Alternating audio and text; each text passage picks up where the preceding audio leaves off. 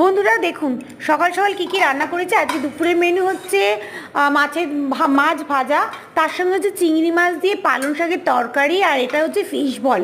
আর এই ফিশ বলটাকে ফ্রাই করছিলাম, আর করেছিলাম চুনো মাছের ঝাল। কিন্তু ছেলের এত বায়না যে ছেলের বায়নাতে আমাকে ফিশ বল বানাতে হলো। আর দুপুরের ভাত খাওয়ার আগে দেখুন নিয়ে বসে পড়েছে ফিশ বলগুলোকে ফ্রাই করে দিলাম, ওরা নিয়ে বসে পড়লো।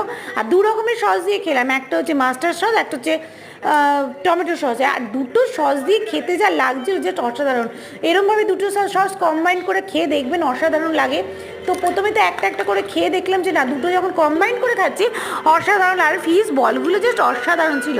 ভাতের আগেই খেয়ে নিয়েছি ফিশ বল, আর এটা খেয়ে মোটামুটি আর খেতে ইচ্ছে হচ্ছিল না ভাত। তারপরে আবার দুপুরে ভাত নিয়ে বসে পড়লাম। এটা হয়েছে আমুদি মাছের ঝাল। আপনারা কি বলে ডাকেন এইটাকে জানি না, তো লেজগুলো লম্বা লম্বা হয়। আমুদি মাছের ঝাল, পালং শাক আর আমুদি মাছ ভাজা, এই হলো আজকে দুপুরের রেসিপি।